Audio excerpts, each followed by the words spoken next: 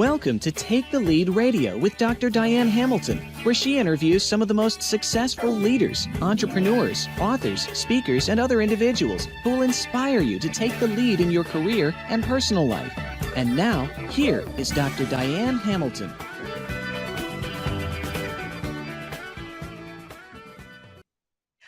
I am here with Rich Maloney, who is the founder and CEO of Engage and Grow Global and Quality Mind Global. He is the author of Engage and Grow, and I'm really excited to find out more about that. So welcome, Rich. Dr. Diane, it's an absolute pleasure to be on the call. Thanks for having me. It's amazing that we got this to work because we're clear around the world from each other, and we sure found that out, didn't we?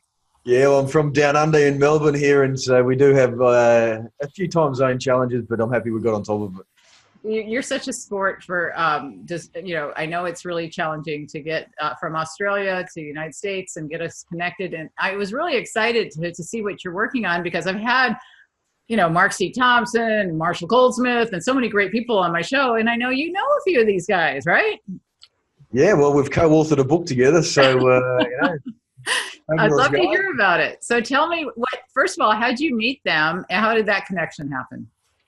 Yeah, well, it started a few years ago, actually, Diane, where I was in Birmingham, I think in the UK, when I was on stage speaking to, I think there's about 1,000 people out there about engagement. And Marshall was on the same keynote skip, so was Brad Sugars, and we're all standing around. We actually went out for dinner that night. We said, geez, we've got all this great intellectual property that we all share in different aspects of employee engagement and organizational culture. Why don't we write a book?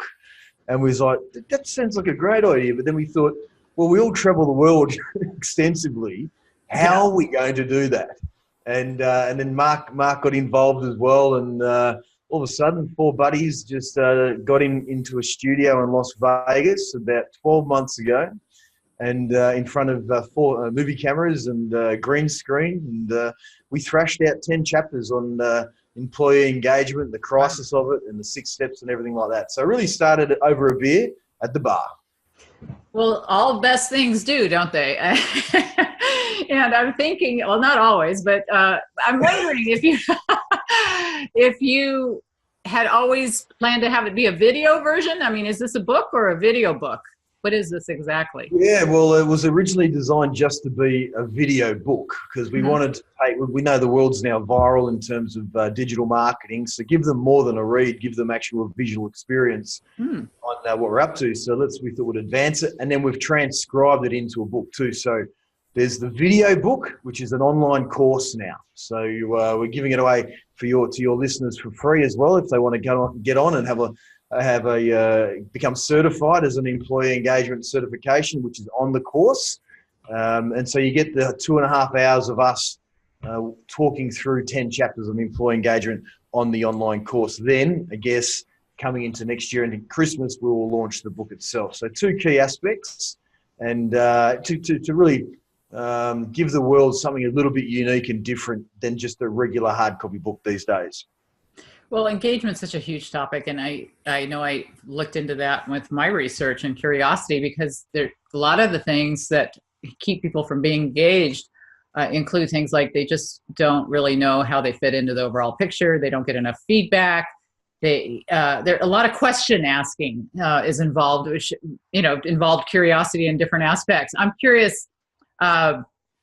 Why do you think that we aren't seeing numbers in engagement improving when we keep getting these Gallup surveys and we keep hearing what we need to do to improve? Is anybody doing what everybody tells them to do to get better? Or is that the problem? Nobody's doing it? What's the problem with engagement? Well, I mean, I think it comes down to 2 major criteria. And the first one being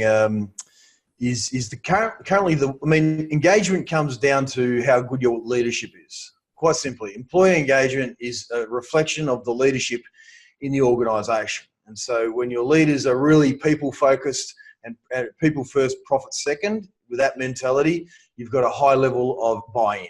But if they're all profit first and people second, then that is an energetic flow down. People don't feel as valued.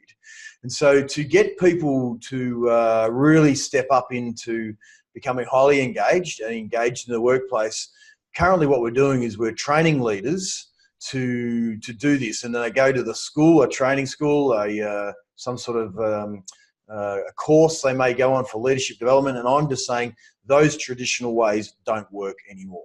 And so when you send someone out of the workplace to go and get trained up to be a leader, it's like it's like taking one or two fish out of the dirty pond, which is the workplace, and putting them into a new clean pond with new learnings, brand new ideas, and they're really inspired, and they come back into the workplace, this clean fish, but they come back into a dirty pond by themselves.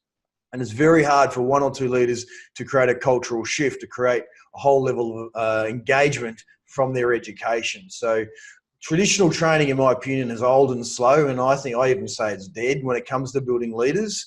So there needs to be new ways, and that's pretty much what we do with what we're going about.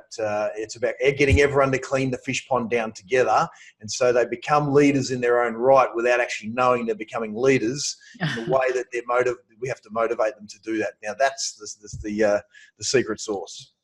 I love the analogy. It really makes it very clear. And, you hear so many cultural discussions about companies wanting to change, but then the leader doesn't buy in, and then nothing can get changed. And it's so frustrating for so many for so many employees, and because they want to do certain things, but their hands are tied because of the culture. So how can a CEO who's listening to this know that they're the problem causing the dirty pond? Well, it's not sometimes the CEO. It could be the team he has around them, or she has around them, and you've got to have a united leadership approach, complete buy-in, all about equality, all about unity, and all about just everyone being accountable to their job roles. But then at the same time, and this is most important, is you've got to have a people-first approach. And if your leaders don't have a people-first approach, then they're not creating more leaders, because the role of a leader, quite is to create more leaders. And so if you don't have leaders actively creating leaders, then they're not really delivering in their jobs. So they're managers, right? So they may be just good at management, but you need solid people influencers at the top. And so just making sure that your team are very clear, and they really need to be judged on how many people are going to them throughout the year, are asking them to be mentored on leadership. That's the catalyst to find out if you're an accomplished leader. How many people are coming to you each year asking to be mentored by you based on your leadership actions? And so if you've got a united leadership approach like that, then you've got a very strong culture. And if you're not having anybody come to you, then what do you do? Then what's the first step? Well, then you need to have a check-in and find out where your focuses are. I mean, your focuses could be just on building revenue. Your focus could be on just trying to keep the ship afloat, which is fine, but you need to have other people look after those areas whilst you build people. It's all about people. At the end of the day, so you check in and you've got to reassess where your focus is. So the most important asset, as you know, Diane, is in your business is obviously your human capital. Then creates financial flow-on effects. So you need to invest in your people to invest in your people. And it takes a lot of work, and the one thing I know is that you're working with some guys that work really hard. Marshall Goldsmith is one of those guys that I get tired just watching what he does. I'm like, how do you do? He's written 20 books the same year. He's in every country. I mean, this man never stops. And I think that the group, the MG100, everybody that I've met from that group is just so inspirational. And, I've had Mark C. Thompson and others that every time I meet one of you guys that is surrounding, involved in Marshall's groups, you guys inspire me so much, because you meet a lot of consultants and people out there that are money first and not really the whole, like, what can I do to help you thing, you know what I mean? And I have to say, it's really refreshing to be around people who really care. And can you tell a little bit about your co-authors? I mean, a lot of people know Marshall Goldsmith and but just in case there's a chance they haven't heard, a little bit about each of them. Yeah, well, Marshall recognised as the #1 leadership coach in the Western world, and has been for the last couple of years, and he's co-authored multiple books, New York bestseller. And I mean, Marshall is a huge contributor to global growth when it comes to people. And, he's just inspiring. And Marshall gave us the idea really is to give this away for free, and so he's a giver. And we were on the same page. Then we got Mark C. Thompson, who's a very close friend of Marshall's, and Mark traverses the globe, really inspiring people about, sending out the love. And business is all about love and all about receiving love and spreading love.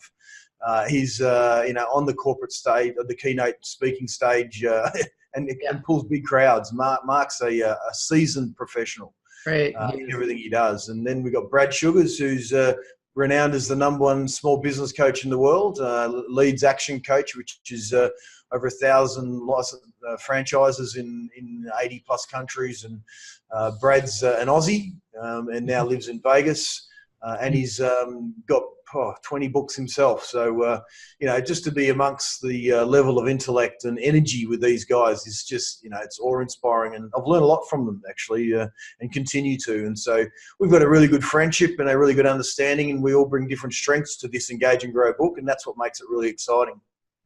Yeah, it's a great group. I actually had the producers from the movie Leap on my show recently, where Marshall was featured in that. And, it's really interesting to see what all the people who've been on my show, what you guys do and your other facets and what makes you so successful.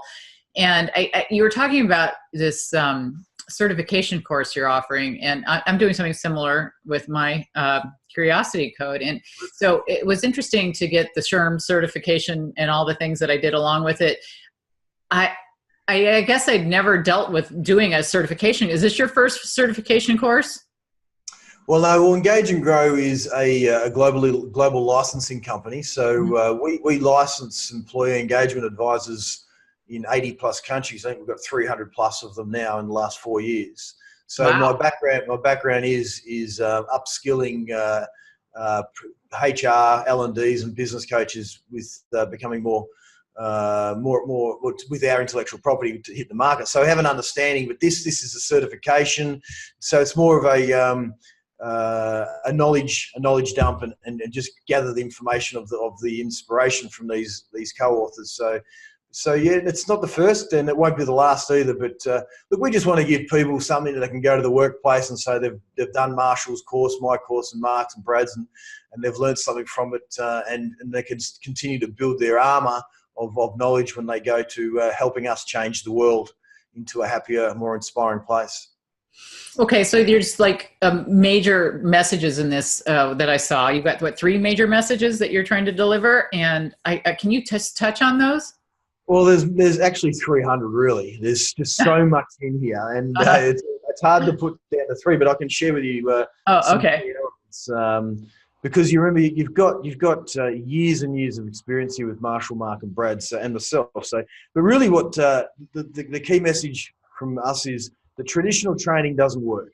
When it comes to building leaders, culture, and engagement, traditional training is slow. But you still need traditional training for upskilling and for enablement when it comes to your role, no question.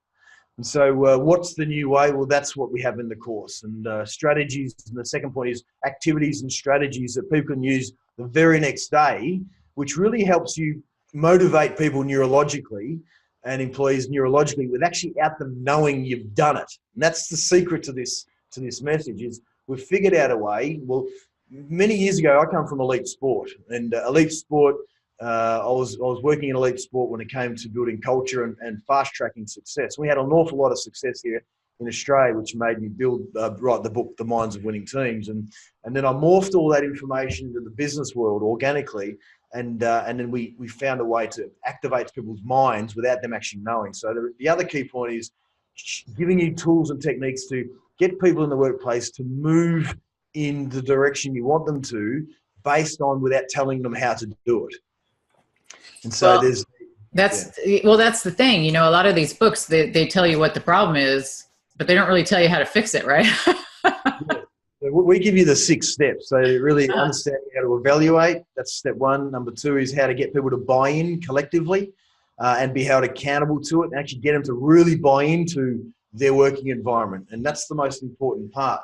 Then after that is really unifying them. And then after that is aligning them And then after that is engaging them and then letting the company grow. So there's an actual activities that you can use. As you said, we don't get a lot of how, we get a lot of what. And so we give you those priceless pieces of intellectual property to help you along the way. And that's why we're giving it away for free, to help the world blossom, you could say, and help leaders lead. And really at its core, Diane, this is all about helping leaders lead far more effectively, because leaders should be rewarded for taking on that position. You know, I think it's really hard for some leaders to know. There's just so many training programs, there's so many books, there's so much to read, there's just content overload, right? So how do they know, like, how do you limit to the most, how do you pick and choose, the cherry pick the right things to know what they'll help you? Do you think that's a challenge? Do you hear that from leaders, that they get overwhelmed? Well, yeah, the first thing we always ask when we go to any company, because we're in hundreds and hundreds of companies in all cultures right now. Yeah. And the first thing we ask is, what are the 3 things you want to fix? What are get very clear on the 3 KPIs that we will go about fixing it. And they range, and, you know, they range from accountability to unity. They range from sales. They range.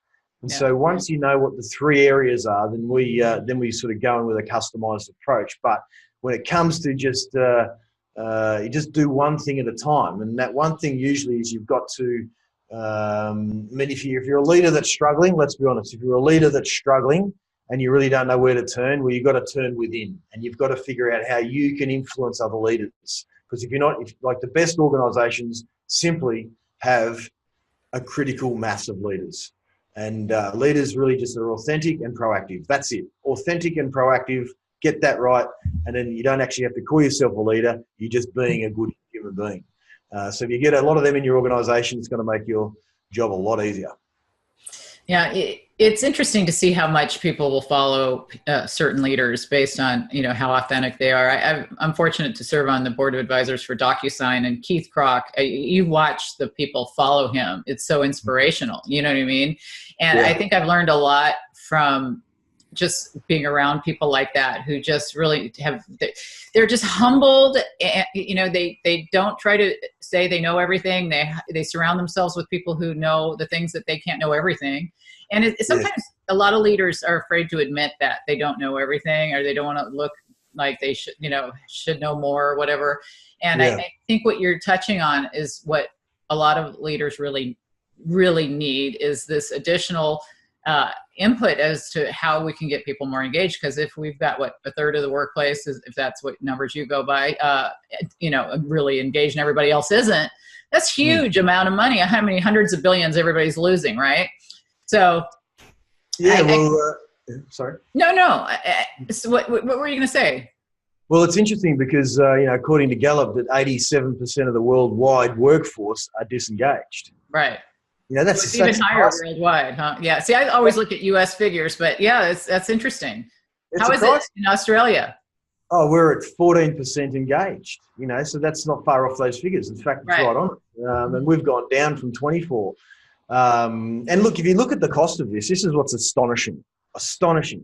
If you look at the cost of a disengaged employee, what they're saying now is 34% of their salary is wasted. 34% of a disengaged employee's salary is wasted. And so if you've got 100 employees, 34%, so you've got in America, I think about, I'd have to have a look at the stats, but, you know, say 87% are disengaged. I mean, just look at the money companies are losing. It's crazy. It's absolutely crazy. But that's what I'm saying. Traditional ways just aren't working. And just the cost to replace employees these days is ridiculous. Like, to replace a technical leader that's been in your company for maybe 5 to 10 years, you know, it's 250% their salary, you know, just to replace that. Ridiculous. Yeah. And so when we really activate, this is what we love about what we do here in Engage and Grow, is when you activate people's minds, there's so many dormant people in the workplace. There's so many superheroes actually in your workplace right now, but something's upset them. Something along the way has triggered them to be low performers. And it doesn't take much to activate that mind again. But what happens is we don't find out what that problem is, and we just end up putting them on the scrap heap and off they go. And the biggest issue today, especially in America in particular, is you're losing about 10,000 baby boomers a day from the workforce. because of engagement and maybe because of the millennial issues and all these sorts of challenges. Right. That's a significant cost to the American economy because they've got all the relationships, they've got the technical nous, and they're going. And the biggest challenge, the nuclear issue with work tomorrow is talent management. And if you can't hold your talent, you will not be the best. And so that is where everyone's focused now, on employee experience, employer happiness, because they know if they lose their talent, then their opposition will get them and they're going to be eaten up. So that is where everyone's going, and that's the cost of it. And so that's why people are looking to do things differently.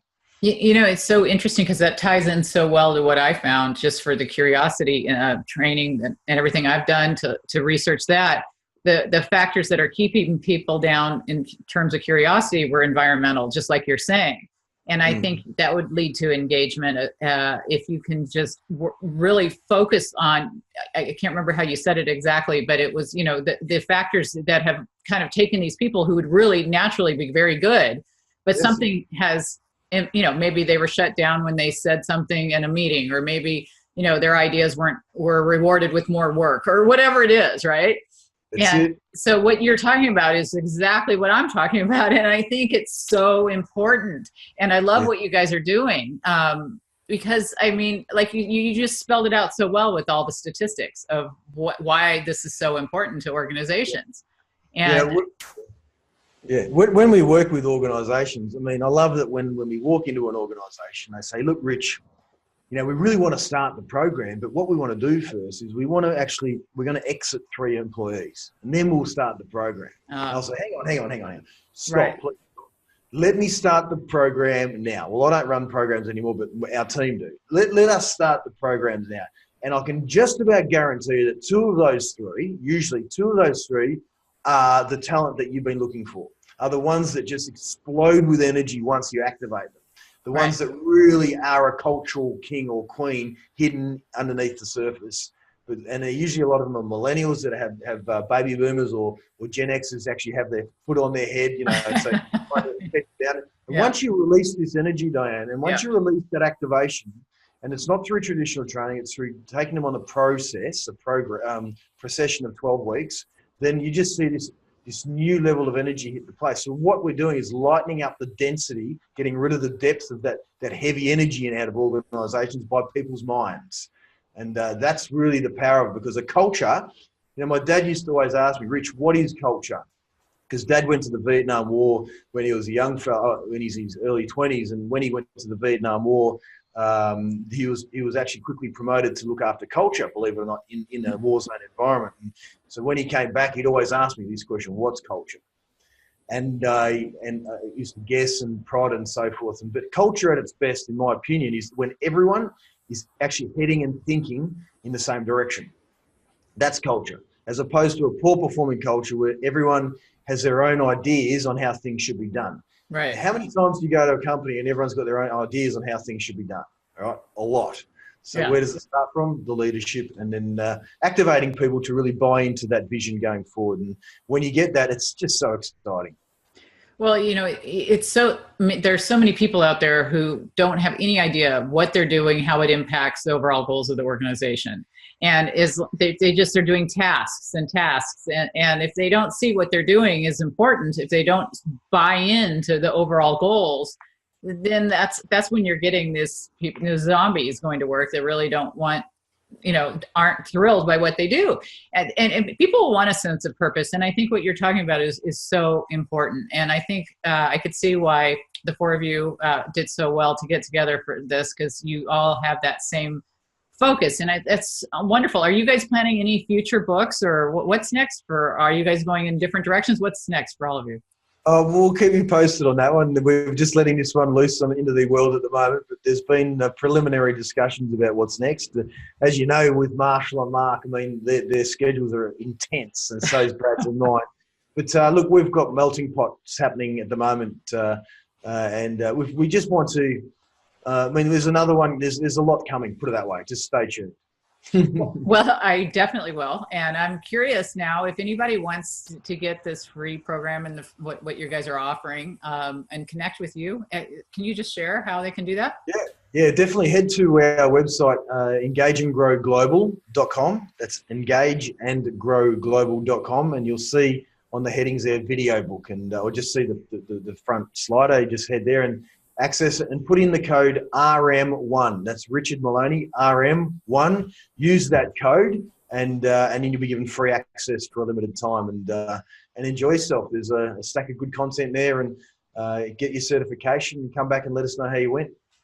Well, how long does it take to go through the program? I mean, is it just like if you watch it in a day, and then how long does it take you to improve things, you think? Oh, well, it takes you roughly 3 hours, 2.5 hours, 2.5 to 3 hours to finish the certification. So not long. There's a questionnaire in it at the end of each chapter to open up the next chapter, just to make sure you're on track. There's lots of case studies and there's quite a bit of interaction all the way through. But we've made it so it's not arduous. We've made it so it's impactful, straight to the point, and giving you the key activities to head off and do. And if you need assistance with it, yell out, and we can give you further guidance as well. And when should they start to notice a difference at work after they implement your ideas? Awesome question. And it really comes down to the maturity of the workplace. Now, if you, we always put a survey out, a 9-question survey. It takes about 60 seconds to find out the happiness level of that place.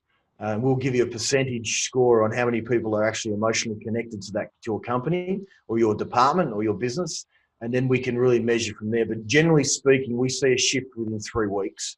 And we see another shift at week 7, and we see another big shift at week 11. But we're in companies for 2 or 3 years because they know now that engagement isn't a once-off fitness junkie session. It's actually a long-term fitness approach, and to create a cultural shift. It's like you just can't go to the gym and do bicep curls and get ready for summer. Right? You've got to go to the gym, you've got to do a bit of Pilates, and off you go and get ready for summer. Well, that's bad news. But Yes, it is actually. This was so much fun, Rich. Thank you for being very flexible with your schedule, and this was a lot of fun. And I hope everybody checks out your program, and we will be back right after this message.